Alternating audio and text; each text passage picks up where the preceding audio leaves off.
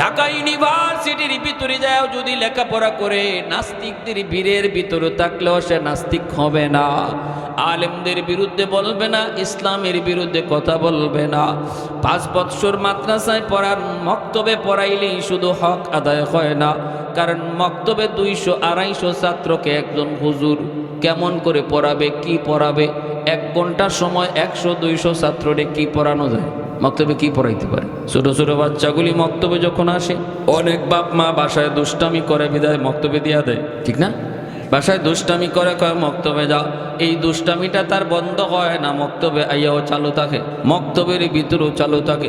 তখন হুজুর কখন পড়াবে আর কখন পড়া নিবে, বাচ্চাগুলির মারামারি আর এই রকম বিচার সামলাইতেই তো 1 ঘন্টা শেষ, পড়াইবে কখন? এজন্য হক আদায় হয় না। 5 বৎসর মাদ্রাসায় পড়ান, অঙ্ক ইংরেজি মাদ্রাসায়ও এখন আসেনি না নাই? স্কুলের সমমানের অঙ্ক ইংরেজি মাদ্রাসায় আছে।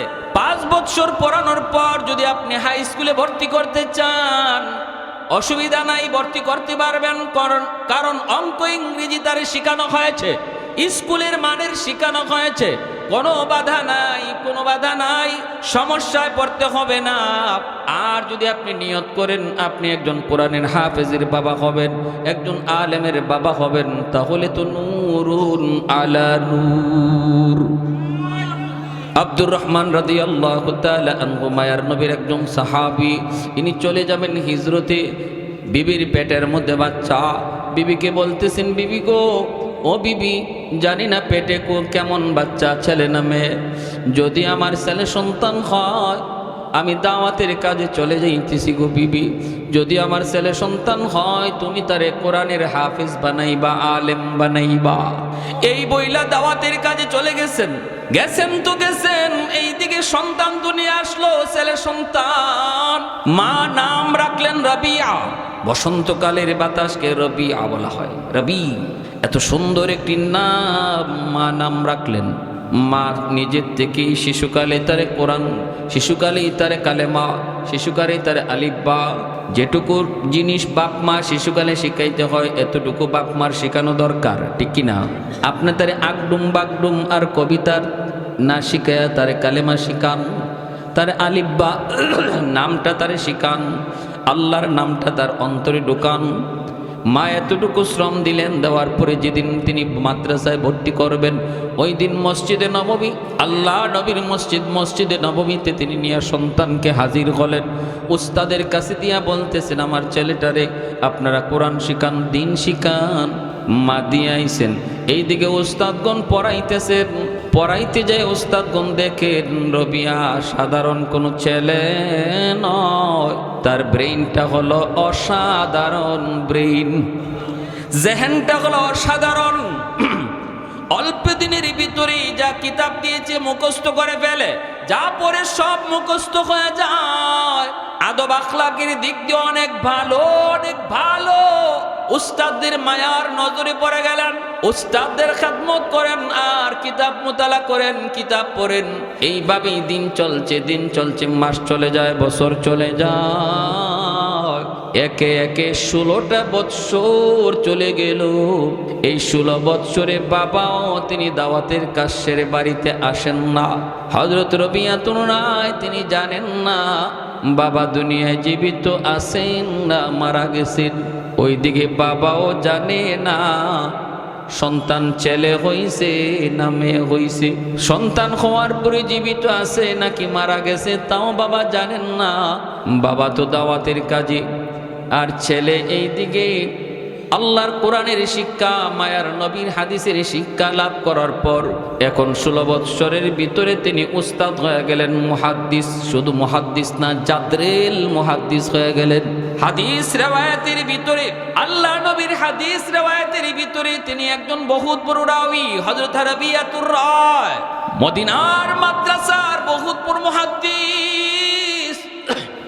বিভিন্ন মাযহাবের ছাত্ররা ওনার কাছে পড়ালেখা করেন, হাদিসের ব্যাখ্যা দেন, সমাধান দেন। নবীর রওজার সামনে বসে বসে হযরত রাবিয়া আল্লাহ নবীর হাদিস পড়ান, মায়ার নবীকে শুনাইয়া। এত বড় কপাল কয়জনের আছে? হাদিস পড়াবে তো পড়াবে, ওই হাদিস যিনি বলছেন সেই নবীকে শোনায় শোনায় হাদিস পড়ায়। আলম শাইখুল ইসলাম হুসাইন আহমদ মাদানী রহমতুল্লাহ আলাইহি বহুত বড় বুজুর্গ, বহুত বড় ওলি, সদর শাহ হুজুর রাহিমাহুল্লাহর খাস উস্তাদ, দারুল উলুম দেওবন্দের সূর্য সন্তান কুতবুল আলম শাইখুল ইসলাম হুসাইন আহমদ মাদানী রহমতুল্লাহ আলাইহি ইনিও 1 বছর 2 বছর নয় 18 বছর আমার নবী রওজার সামনে বসে বসে হাদিস পড়াইছেন। ভাইরা বন্ধুরা, সদর শাহ হুজুর রাহিমাহুল্লাহর খাস উস্তাদ একদিন হাদিস পড়াইতে যায় ছাত্রদের সামনে ইনি বলতেছেন, আমার নবী মায়ার নবী, তিনি কবরস্থানে রওজার ভিতরে নবী জিন্দা। ছাত্ররা কয়, হুজুর ইনি জিন্দা কেমনে, আমরা তো বুঝি না, কবরের মানুষ জিন্দা কেমনে বুঝি না। হুজুর বলেন, তোমরা বুঝি বুঝো না? কয় না বুঝি না। তোমরা বুঝি বুঝো না? কয় না বুঝি না। এইবার আল্লাহর ওলি বলেন, তাহলে রওজার দিকে তোমরা তাকাও, নিজের চোখে দেখে নাও রওজাওয়ালা জিন্দা। ছাত্ররা রওজার দিকে তাকাইলো, তাকায় দেখে সবগুলি পর্দা আল্লাহ কুদরতি ভাবে সরায়া মায়ার নবী জিন্দা শুয়ে আছেন। সকল ছাত্রদেরকে আল্লাহ দেখায় দিচ্ছেন। मैं तालिब मौला हूँ मेरे इश्क़ निराला, मैं तालिब मौला हूँ मेरे इश्क़ निराला, है जुमला जहाँ जिनके तजल्ली से उजाला, है जुमला जहाँ जिनके तजल्ली से उजाला, मा दरूद जहाँ गैर खुदा यार नदारम, जुज़ियात खुदा ही चिदिगुर कार नदारम, जुज़ियात खुदा ही चिदिगुर कार नदारम। একটু জোরে বলেন আল্লাহু আকবার। মুসলমানের আওয়াজে বলেন আল্লাহু আকবার। নারায়ে তাকবীর, আল্লাহু আকবার মুসলমানের স্লোগান, ঠিক কি না? এটা রাজনৈতিক কোন স্লোগান নয়, রাজনৈতিক স্লোগান নয়। নারায়ে তাকবীর আল্লাহু আকবারের ভিতরে কেউ রাজনীতি খুঁজবেন না। আল্লাহর দোহাই, এটা মুসলমানের স্লোগান, এটা ইমানদারের স্লোগান, ঠিক কি না? জোরে বলেন। খালিদ ইবনে ওয়ালিদ রাদিয়াল্লাহু তাআলা আনহু ইয়ারমুকের যুদ্ধে ৬০,০০০ সৈন্যের মোকাবেলায় যখন মাত্র ৬০ জন লইয়া রওনা দিয়েছেন, ৬০ জন ৬০,০০০ মোকাবেলা, খালিদ বিন ওয়ালিদ বলেছিলেন, দোস্তরা খেয়াল করে শুনো, মুসলমান সৈন্য বলে যুদ্ধ করে না, অস্ত্র বলে যুদ্ধ করে না, মুসলমান যুদ্ধ করে আল্লাহর গায়বী সাহায্যে। আমি সামনের দিকে যাব, ময়দানে ঢোকা মাত্রই আমি নারায়ে তাকবীরের আওয়াজ উঠাবো, আর তোমরা গায়ে যদ্দুর শক্তি আছে আল্লাহু আকবার বলে স্লোগান দিবা। যেই মাত্র খালিদ বিন ওয়ালিদ তিনি ময়দানে ঢুইকা তিনি নারায়ে তাকবীরের আওয়াজ উঠাইছেন, আর সঙ্গে 59 জন আল্লাহু আকবার কয়ে চিৎকার দিছেন, গোটা ইয়ারমুকের ময়দানটা আল্লাহ কাঁপায়া দিছে। দুশ্মনের কলিজায় ভয় ঢুকে গেছে, আত্মা কেঁপে উঠেছে, আত্মা যেন তো জমিন তরতর করে কাঁপতেছে। এজন্য মুসলমানের পাওয়ার হলো নারায়ে তাকবীর আল্লাহু আকবারের ভিতরে, ঠিক কি না? আমাদের অস্ত্র হলো আল্লাহু আকবার, আমাদের অস্ত্র হলো আল্লাহর গায়বী মদদ। ভাইরা বন্ধুরা, বলতেছিলাম হযরত রবিয়াতুর রায় তিনি আল্লাহ নবী রওজা থারের সামনে বসে বসে হাদিস পড়াইতেছেন। ছাত্ররা ওনার কাছে পড়তেছে। বছর চলে গেল 16টা বছর। শুধু তা নয়, এমনকি মসজিদে নববীর ইমাম সবাই রবিয়াকে বানায় দিছেন। আল্লাহর নবীর মসজিদের ইমাম রবিয়াতুর রায়, উস্তাদগুন পিছনে নামাজ পড়ে কিন্তু ছাত্র ইমাম হয়ে গেছে। আল্লাহু আকবার করে। কতটা যোগ্যতা আল্লাহ পাক, কতটা মাকাম তারে বাড়ায় দিয়েছেন। 16 বছর পর বাবা বাড়িতে আসছেন, 16 বছর পর বাবা বাড়িতে আসছেন। বলুন তো এতটুকু সময়ের ভিতরে চেহারার পরিবর্তন হবে কি না? স্বাস্থ্যের পরিবর্তন, চেহারার পরিবর্তন। হযরত রবিয়াতুর রায় মাকে নিয়ে দরজার পাশেই কথা বলতেছেন। ক্লাসের টাইম হয়ে গেল, তিনি যাবেন মসজিদে নববীতে, যেয়ে তিনি হাদিস পড়াবেন। ছাত্ররা অপেক্ষায় রয়েছে, তিনি যাবেন, বের হবেন। ওই মুহূর্তে দেখেন একজন বৃদ্ধ মানুষ অনুমতি ছাড়াই সে আন্দরের ভিতরে ঢুকে গেছে।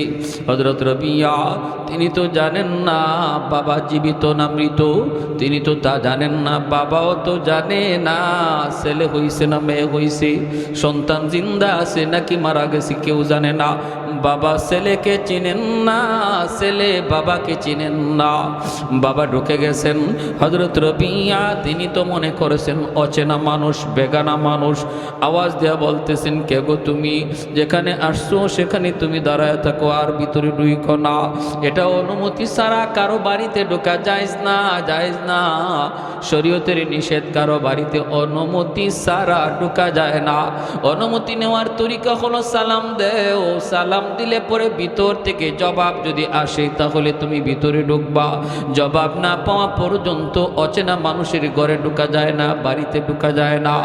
আওয়াজ দেয়া বললেন, কে কে কে কে গো তুমি? যেখানে আসো সেখানে দাঁড়িয়ে যাও, আর সামনের দিকে এসো না। কিন্তু বৃদ্ধ মানুষ, ইনি তো আর কথা মানেন না। ইনি মানবেন কেন? ইনিতে ইনার নিজের বাড়িতে ঢুকতেছেন, এজন্য উনি শুধু ভিতরে ঢুকে, ছেলে শুধু বাধা দেয়। বাবাকে ছেলে চিনে না, ছেলে বাবাকে চিনে না, বাবা ছেলেকে চিনেন না। ভিতরে ঢুকতেছেন বাবা, ছেলে বারবার নিষেধ করে, কে তুমি? ঢুকবা না, ঢুকবা না, ঢুকবা না। মা তো সব দেখতেছেন, মা তো চিনে ফেলেছেন, মা চিনে ফেলেছেন ইনি তো আমার স্বামী। আজ থেকে 16টা বছর আগে দাওয়াতের কাজে বের হয়েছেন, 16টা বছর আগে দাওয়াতের কাজে বের হয়েছেন। আমার নবীর সাহাবায়ে কেরাম এইভাবেই তো পৃথিবীর দিক দিগন্তে দাওয়াতের কাজে বের হয়ে গেছেন। কেউ বাড়িতে ফিরছেন, আর কেউ ফিরতে পারেন নাই। লক্ষ সাহাবী লইয়া নবী আরাফার মাঠে বিদায় হজে ভাষণ দিলেন, অথচ মক্কা মদিনা তালাশ করে সাহাবীর কবর পাওয়া যায় মাত্র 10,000। 1 লাখের উপরে সাহাবীর কবর মক্কা মদিনায় নাই। আপন বাড়ি মক্কা, আপন বাড়ি মদিনা, কবর খুঁজে পাওয়া যায় না। কারো কবর আফ্রিকায়, কারো কবর ইউরোপে, কারো কবর চীনে। যেখানে দাওয়াতের কাজে গেছেন সেখানেই রয়ে গেছেন, আর বিবি বাচ্চার কাছে ফিরেন নাই। আজকে ওই দিন যদি তোমার আমার জন্য ক্ষতি হয়, কিয়ামতের মাঠে যদি যুবক তোমাকে আমার নবীর একজন সাহাবীর সামনে আল্লাহ দাঁড় করায় কয়, এই দিনের জন্য আমার নবীর সাহাবী এত কষ্ট করছে, বিবি বাচ্চা সব সাইরা কবর বানাইছে আফ্রিকায়, আর তোমার কারণে এই দিনের এত বড় খেয়ানত হয়েছে, জবাব দাও। কোনো জবাব দিতে পারবো না আল্লাহর গোলাম। মুখ দেখাইবার কোনো উপায় থাকবে না, মুখ দেখানোর উপায় থাকবে না। তোমাকে নামাজি বানানোর জন্য, তোমাকে আমার নবীর সুরতি বানানোর জন্য সাহাবায়ে কেরাম ঘর ছাড়ছেন, বাড়ি ছাড়ছেন, বিবি ছাড়ছেন, বাচ্চা ছাড়ছেন, শুধু তোমাকে আমাকে নবীর রঙে রঙিন বানানোর জন্য। আজকে তোমার রং দেখলে ইউরোপের অনেক খেলোয়াড়ের কথা ইয়াদ হয়। আজকে তোমার চেহারার দিকে তাকাইলে পরে অনেক ইহুদ খ্রিস্টানদের কথা ইয়াদ হয়। নবীর উম্মত বলে তোমারে চেনা যায় না। বলো কিয়ামতের ময়দানে যদি ওই আব্দুর রহমান রাদিয়াল্লাহু তাআলা আনহুর সামনে তোমাকে দাঁড় করানো হয়, আব্দুল্লাহ ইবনে রাওয়াহার সামনে, জাফর ইবনে আবি তালিবের সামনে দাঁড় করাইলে কেমন করে আমি আপনি মুখ দেখাবো? 16টা বছর পর তিনি ঢুকতেছেন, মা তিনি বুঝে গেছেন ইনি তো আমার স্বামী। যেই স্বামী 1-2 বছর আগে নয় 16 বছর আগে বিদায় নিছিলেন, দাওয়াতের কাজে যাইতেছি গো বিবি। সন্তান কি হয় জানি না, ছেলে না মেয়ে জানি না। যদি ছেলে হয় আমার ছেলেটারে তুমি হাফেজ বানাইও, আলেম বানাইও।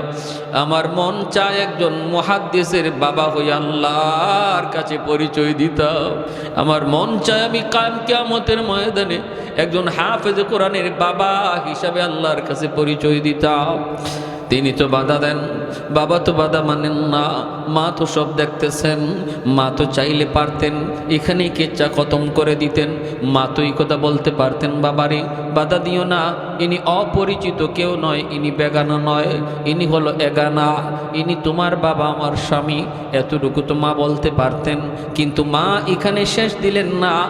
স্বামীর পরিচয় বাবার সন্তানের কাছে তুলে ধরলেন না, বরং তিনি বলতেছেন, মা বলতেছেন, বাবা বৃদ্ধ মানুষ ঢুকি যখন পড়েছে তারে বাধা দিও না, ঢুকেই যখন পড়েছে তারে বাধা দিও না। তোমার ক্লাসের টাইম হয়ে গেছে বাবা, তুমি তাড়াতাড়ি পড়াইতে যাও, ছাত্ররা তোমার জন্য অপেক্ষায়, তুমি পড়াইতে যাও। এই কথা বলতেই হযরত রবিয়া অবাক হয়ে গেলেন। মা আমাকে বলতেছেন চলে যেতে, আর বৃদ্ধ মানুষটাকে মা বাধা দিতেছেন না। হায়, তিনি তো মা ভক্ত সন্তান, মার কথা কোনোদিন অমান্য করেন না।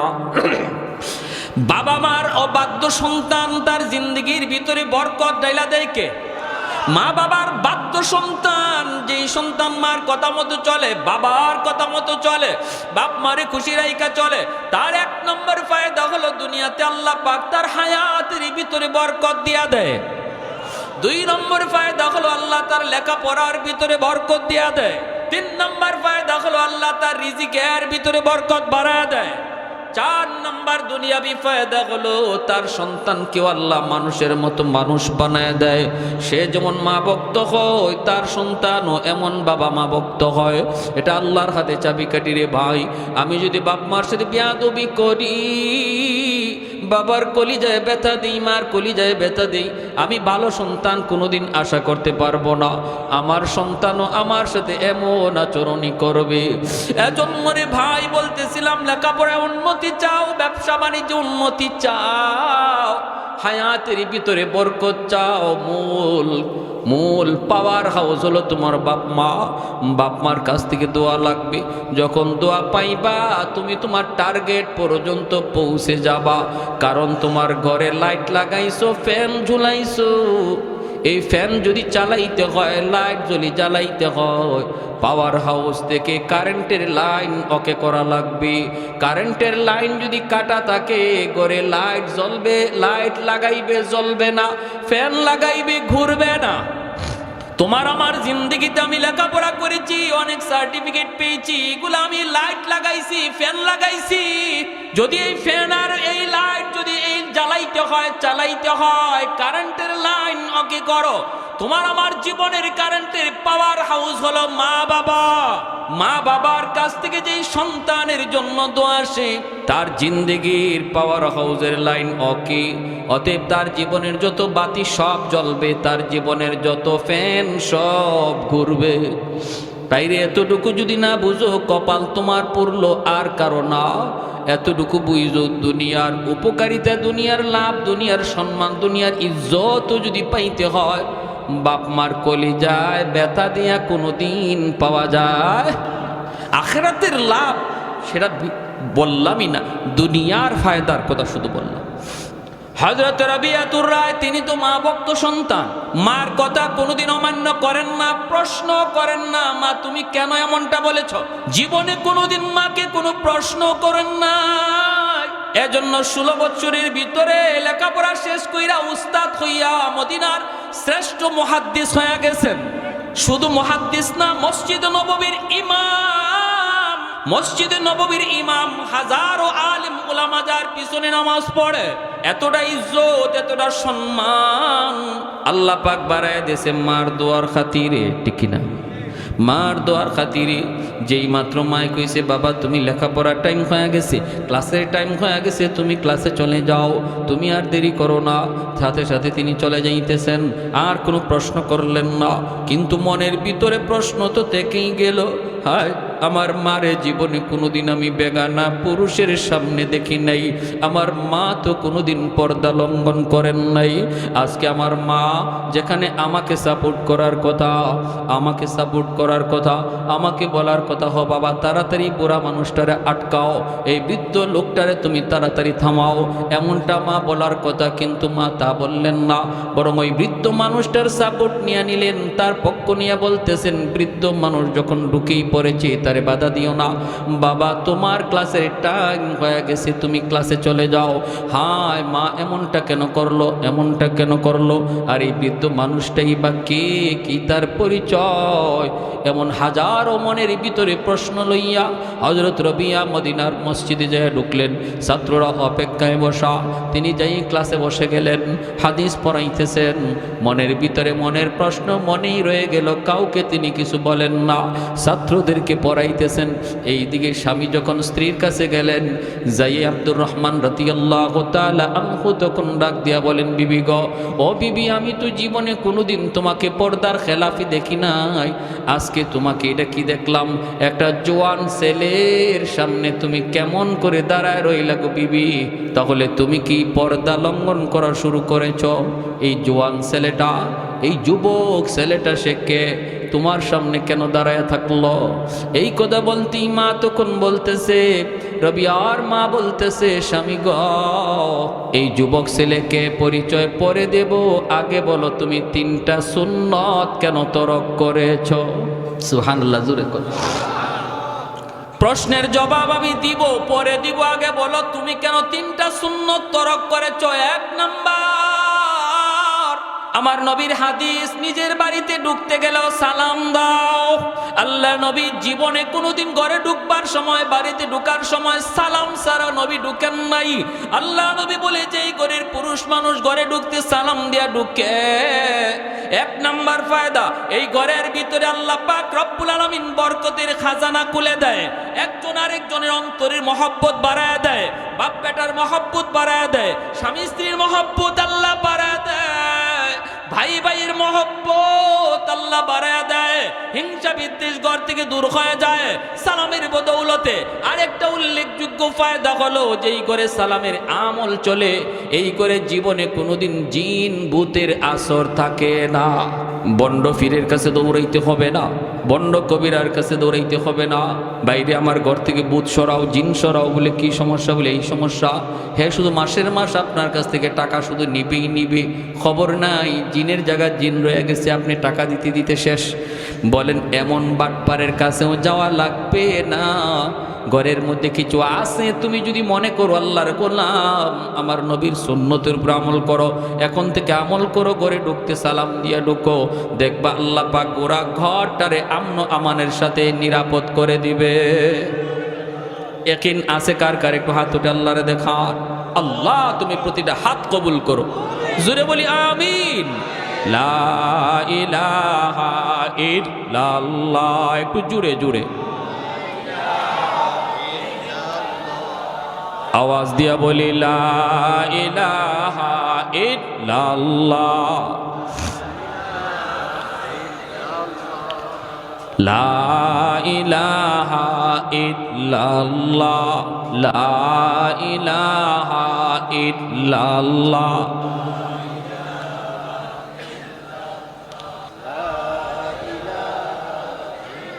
লা ইলাহা ইল্লাল্লাহু মুহাম্মাদুর রাসূলুল্লাহ। একটু জোরে সুরে বলি সাল্লাল্লাহু আলাইহি ওয়াসাল্লাম। 2 নম্বর হলো, তুমি কেন সফর থেকে, লম্বা সফর থেকে ফেরার পর নবীর সুন্নত হলো সরাসরি ঘরের না ঢুইকা পাশের মসজিদে অবস্থান করা। আপনি চিল্লা দিয়েছেন, ঘরের চিল্লা দিয়ে ফিরত আসার সময় সুন্নত হলো ঘরের সরাসরি না ঢুকিয়া ঘরের পাশে বা গ্রামের যে মসজিদ, এই মসজিদে প্রথম অবস্থান করা। আর এখান থেকে খবর পাঠানো বাড়িতে বিবির কাছে যে আমি আসছি। বিবিও যেন প্রস্তুতি, স্বামীকে গ্রহণ করার জন্য একটু প্রস্তুতি নিতে পারে।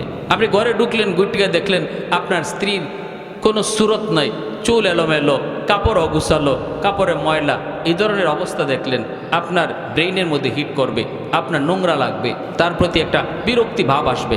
কিন্তু আল্লাহ নবীর সুন্নত দেখেন কত সুন্দর। নবী বলছেন তুমি লম্বা সফর করে আসছো, এখন তো ফোনের সিস্টেম, ফোন করে আমরা বইলা দেই বিবিগো আসছি, আর আধা ঘন্টা, আর 10 মিনিট, আর 20 মিনিট। এই যুগ তো আগে ছিল না, এই যুগ তো আগে ছিল না, ছিল না।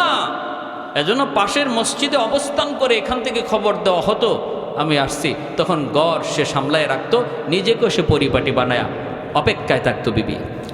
এই সুন্নতটা আপনি লঙ্ঘন করেছেন। 3 নাম্বার হলো, এতদিন পরে সফর করে আসলেন, আপনি কি আমার মায়ার নবীর রওজা শরীফে সালাম দিবা না? আমার নবীর রওজা শরীফে সালাম কি আপনি দিবেন না? 3টা সুন্নত আপনি কেন তরক করলেন? আগে 3টা পূরণ করে আসেন, এরপরে বলবো এই যুবক, যেই যুবক আমার পাশে দাঁড়ানো সে কে, কি তার পরিচয়। চলে গেলেন মসজিদে নববীতে। মসজিদে নববীতে চলে গেলেন, ওযু করলেন, কইরা 2 রাকাত নামাজ পড়লেন। আল্লাহ নবী রওজার কাছে আইসা সালাম দিলেন। হঠাৎ করে তাকায় দেখেন রবিয়া, ওই যুবক যার নাম রবিয়া, দেখেন ওই যুবক কিছু আলেমদেরকে নিয়ে, ছাত্রদেরকে নিয়ে নবী রওজার পাশে বসে বসে হাদিস পড়াইতেছে। হযরত আব্দুর রহমান রাদিয়াল্লাহু তাআলা ওই দৃশ্যটা দেখে মনতেছেন, হায় রে, যুবকটারই তো আমার স্ত্রীর পাশে দেখছি, এখন দি দেখি সে নবীর হাদিস পড়ায়, সে তাহলে তো বহুত বড় মুহাদ্দিস। তাও আমার নবী রওজার পাশে শুয়ে বৈশা বৈশা, আল্লাহ তুমি যদি আমারে এমন একটা সন্তান তুমি যদি আমারে দিতা। বাবার মনে আফসোস, দেখেন আল্লাহ আমারে যদি তুমি এমন একটা সন্তান দিতা, এমন একটা সন্তান দিতা যেই সন্তান নবীর হাদিস পড়ায়, নবীর শোনায় শোনায়া আল্লাহ আমার জীবন ধন্য হয়ে যাইত। আমি বাবা বাবা হিসাবে নিজের সার্থক মনে করতাম। এমনটা তিনি মনে করে চোখের পানি জড়ায় কাঁদতেছেন। আর রবিয়া তিনিও তাকায় দেখেন ওই বুড়া মানুষটা, সে মসজিদে আসছে, নবীর রওজার পাশে বসে বসে তাকায় তাকায় চোখের পানি জড়ায় কাঁদতেছি। রবিয়া তো আর চেনেন না, তিনিও মনে মনে ভাবতেছেন এই লোকটা তো এখানেও আসছে দেখা যায়, হায় লোকটা কে, কি তার পরিচয়।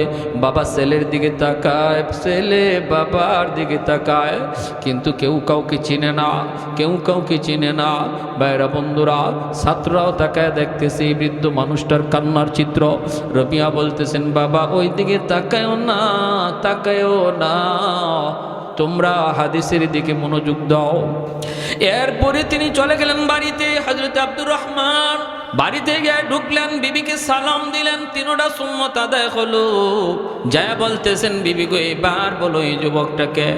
মা তখন বলতেছেন, স্বামী, ও স্বামী আগে তুমি বলো, রওজায় সালাম দিতে যাইয়া তুমি কিছু দেখছো নি? রওজা শরীফে সালাম দিতে যায় কিছু দেখছো নি?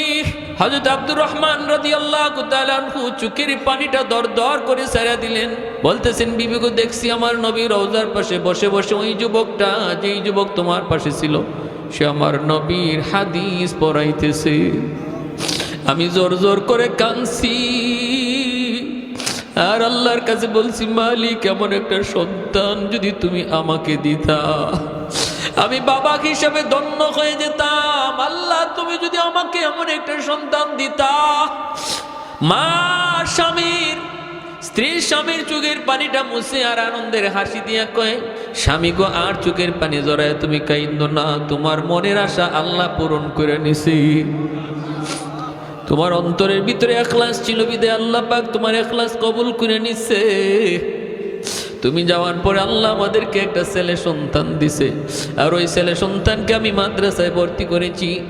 সে মাদ্রাসায় লেখাপড়া কইরা, সে মাদ্রাসার পড়ালেখা সব কিতাব শেষ কইরা উস্তাদ হইছে, মুহাদ্দিস হইছে। আজকে তোমার সন্তান মদিনার সবচেয়ে বড় মুহাদ্দিস। শুধু মুহাদ্দিস না, তোমার সন্তান মদিনার মসজিদের ইমাম। আর সে আর কেউ নয়, যারে তুমি নবীর রওজার সামনে হাদিস পড়াইতে দেখছো, ওই যুবকই হলো তোমার ঔরসজাত সন্তান। হযরত আব্দুর রহমান রাদিয়াল্লাহু তাআলা আনহু হাউমাউ করে কাঁদতে লাগলেন, মালিকের দরবারে শুকরিয়া আদায় করতেছেন। মালিক, ও মালিক, তুমি আমার দিলের ডাক এইভাবে কবুল করেছ।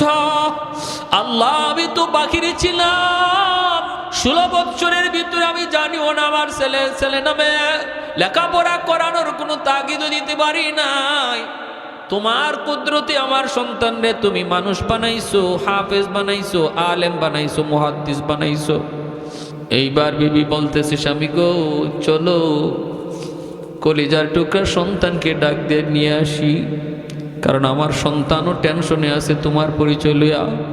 বাবা তো ছেলের পরিচয় পেয়ে গেছে, কিন্তু ছেলে এখনো বাবার পরিচয় পায় নাই।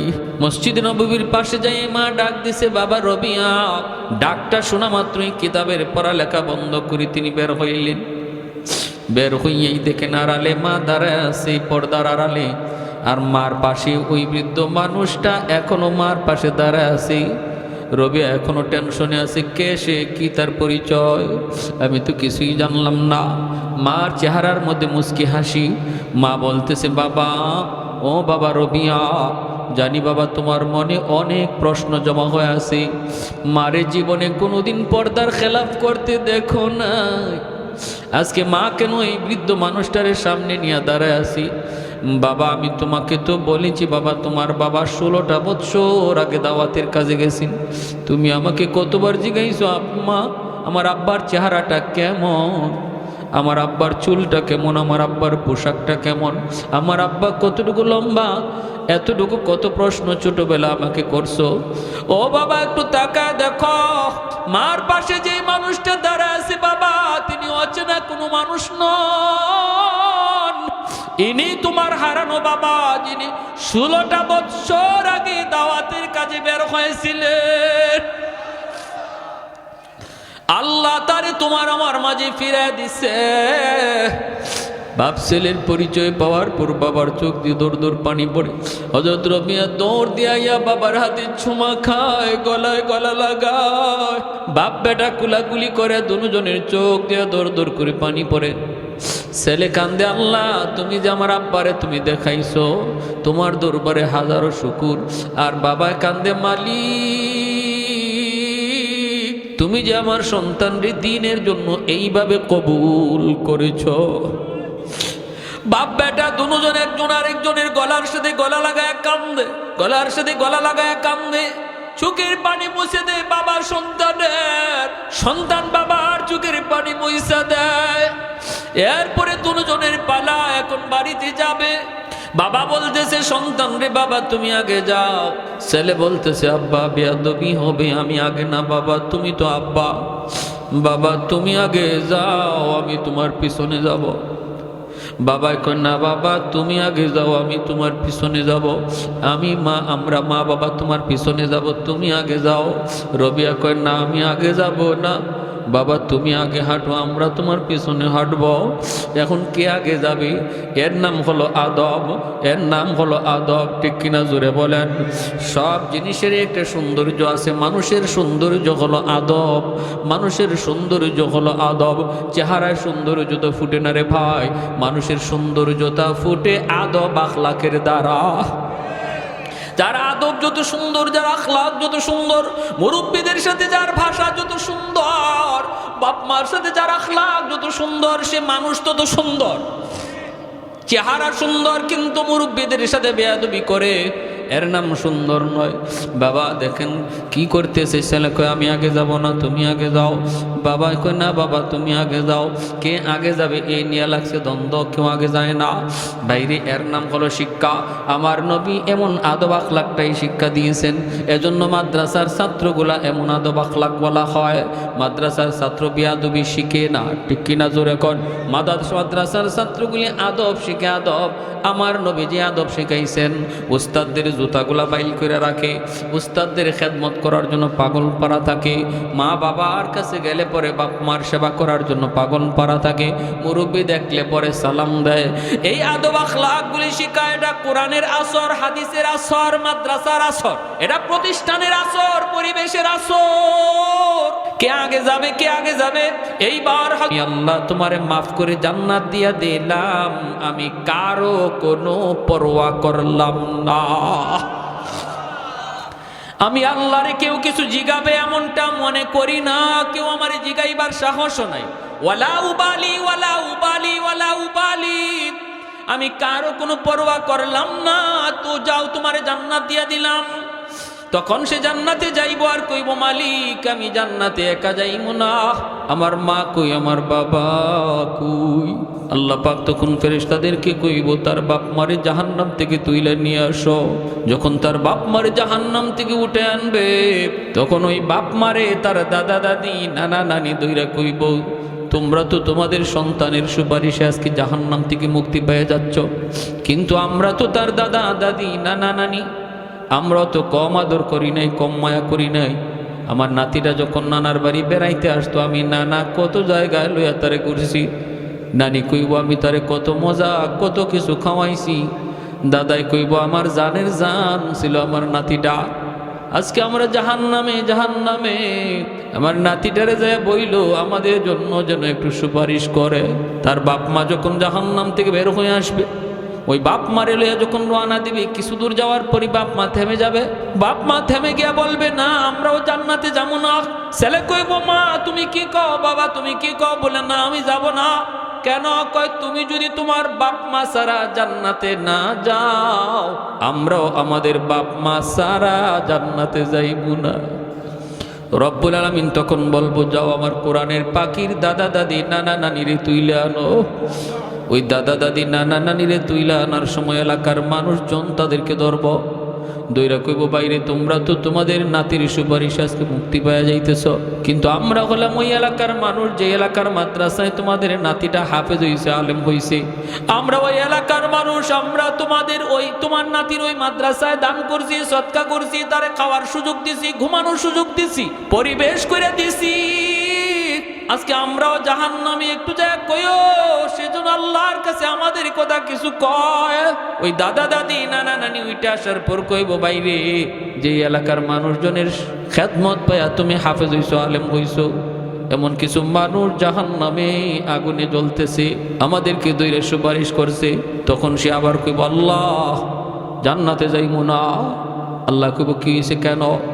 আল্লাহ যেই কোরআন তুমি আমার সিনায় দিছো, এই কোরআন সিনায় নেওয়ার জন্য কিছু মানুষের মেহনত ছিল।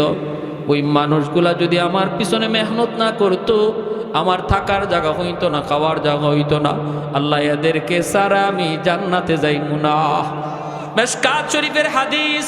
এইবার আল্লাহ পাক বলবে যাও ফেরেশতারা ওই মানুষগুলাকে উঠাইয়া দুইটা সারিতে দাঁড় করাও, মাঝখান দিয়ে আমার কোরআনের পাখিরে চাইরা দাও। আমি আল্লাহ দেখি তারে কতজনে চিনে আর সে কতজনে চিনে। আমি আল্লাহ দেখি আমার কোরআনের পাখিরে কতজনে চিনে আর সে কতজনকে চিনে। যখন দুই সারিতে কোরআনের পাখিরে ছেড়ে দেওয়া হয়, একজন আলেম মুফতি মুহাদ্দিসকে ছেড়ে দেওয়া হয়, তখনই দেখা যায় আল্লাহর নবী বলে, একজনে ডাক দিয়ে কইব হুজুর আপনি আমারে চিনচিননি? কে তুমি? কই হুজুর আমি আপনারে এক গ্লাস পানি পান করাইছিলাম, আমি আপনারে এক গ্লাস পানি পান করাইছিলাম। তখন কইব আর একজনে কইব হুজুর আপনি আমারে চিনচিননি? ওয়াহাবতুল্লাহ বুজুয়া, আমি আপনাকে কিছু অজুর পানি দিছিলাম। নবী বলে এইভাবে একজন একজন করে করে অসংখ্য মানুষ তারা বিভিন্ন কথা বলবে। কেউ বলবে আমি এক বস্তা চাউল দিছিলাম, কেউ বলবে আমি 1000 টাকা দিছিলাম, কেউ বলবে আমি পানির কল দিছিলাম, কেউ বলবে আমি তোমাকে থাকার একটু জায়গা দিয়েছিলাম। এইভাবে ওই মানুষগুলা বলবে আর পরিচয় হয়ে যাবে, আল্লাহ পরিচয় করায় দিবে। তারপর আল্লাহ পাক কইব ফেরেশতারা যতজন আমার কোরআনের পাখিরে চিনতেছে আর সে যতজনকে চিনতেছে সবাইকে সহ একসাথে জান্নাতে দিয়া দাও। এজন্য মা বলতেছে বাবা হাসরের মাঠেও তুমি আগে থাকবা, তোমার পিছনে থাকবো আমরা বাপ মা।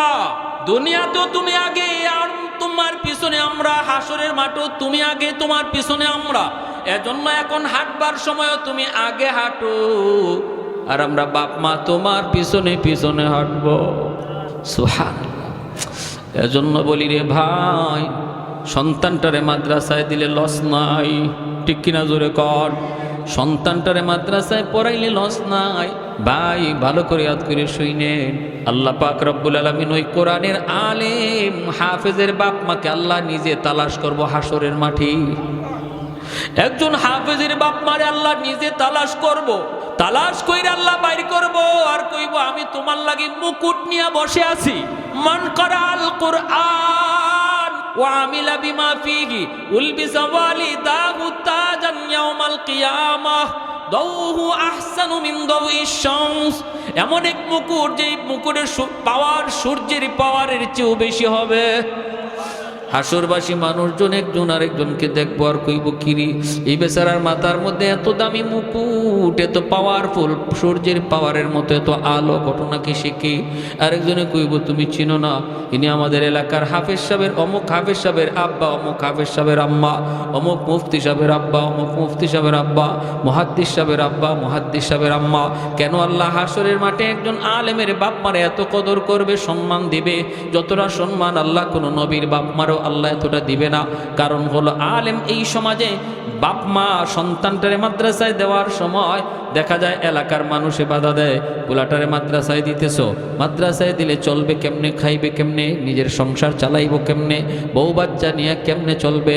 এলাকার সবগুলি মানুষ নদীর স্রোত চলতেছিল স্কুল কলেজের দিকে, জাগতিক শিক্ষার দিকে, আর তুই বাপ মা তারা যে স্রোতের উল্টা চলছে আল্লাহকে খুশি করার জন্য। মানুষের কান কথায় কোনোদিন মন্দ নেয় নাই, কষ্ট পায় নাই, সিদ্ধান্তে অটল ছিল আমি আমার আল্লাহকে খুশি করার জন্য সন্তানকে মাদ্রাসায় দিছি। এর পুরস্কার হিসেবে আল্লাহ হাসরের মাঠে নিজের হাতে মাথায় মুকুট পরায়া দিবে। সমাজে এমন আসেনি না নাই? মাদ্রাসায় দেওয়ার নিয়ত করবেন, দেখবেন কিছু মানুষে বাধা দিব। যেমন আমার আব্বা মাদ্রাসায় দেওয়ার সময় দেখা গেছে আমার চাচারা বাধা দিচ্ছেন। তাদের এতটা বুঝ ছিল না, দিনের বুঝ, এখন বুঝ হয়েছে আলহামদুলিল্লাহ। বলতেছে ছেলেটা স্কুলে ক্লাস 5-এ পড়ে বৃত্তি পাইলো, আর তুমি তার স্কুল এখন মাদ্রাসায় দিয়ে দিতেছো। কারণ আমার ফ্যামিলি সব হলো জেনারেল শিক্ষিত, পুরা গোষ্ঠীর মধ্যে আমি একাই শুধু মাদ্রাসায়। আমার ইমিডিয়েট ছোট ভাই ঢাকাতে আইন মন্ত্রণালয়ের উপসচিব, আমার আপন ছোট ভাই। তারপরে ছোট ভাইটা নিউ ইয়র্কে আমেরিকায়, তার ফ্যামিলি সহ ঢাকা ইউনিভার্সিটি মাস্টার্স কমপ্লিট। আব্বা সরকারি হেলথ ইন্সপেক্টর, কিন্তু দিনের বুঝ ছিল। চাচারা সহ সবাই বড় বড় যারা শিক্ষিত। এজন্য আমার এক আব্বা প্রথমে স্কুলে পড়াইছেন। কেন? কারণ আমাদের সময়ে মাদ্রাসায় এখন বর্তমানে যেরকম অঙ্ক ইংরেজি আছে এমনটা ছিল না। এজন্য আব্বা কিছুদিন মাদ্রাসায় আমারে পড়াইছেন। চাচারা নিষেধ করছেন তারে মাদ্রাসায় দিও না, কিন্তু আব্বা বলছেন যে না, বড় হওয়ার পরে সে চলবে কেমনে, মাদ্রাসায় পড়লে কি খাবে, কেমনে চলবে, সন্তান পালবে কেমনে, বউ পরিবার চালাবে কেমনে, এগুলো আমার দেখার বিষয় না, এগুলা দেখবেন আল্লাহ। তাওয়াক্কুল ছিল আমার আব্বার, যে এতটুকু আমার চিন্তা করার বিষয় না। আমি যতটুকু জানি মানুষ সৃষ্টির আগেই আল্লাহ মানুষের রিজিকের ব্যবস্থা করে পাঠায়, তাহলে এত টেনশন কেন করবো? দিয়া দিছেন মাদ্রাসায়। আমার আব্বা কি লসে আছেন? মাদ্রাসায় দিয়া লসে খাইছেন? হ্যাঁ ভাই, আমার মন সচিব হতে পারে, কিন্তু আলহামদুলিল্লাহ এতটুকু পরিচিতি আমার যদ্দূর আছে তার নাই, ঠিক কিনা?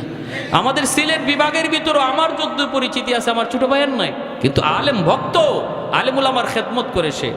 সিলেট বিভাগের যখন জজ ছিল তখন উলামায়ে কেরামের যত মামলা ছিল আলহামদুলিল্লাহ, যে সমস্ত মামলা আলেম উলামা নির্যাতিত সেইগুলোর দিকে ভালো নজর রাখছে। বহু উলামায়ে কেরামের দোয়া এখন আমার ভাইয়ের প্রতি রয়েছে। বর্তমানে খুব অল্প বয়সে আমার ছোট আইন মন্ত্রণালয়ের উপসচিব।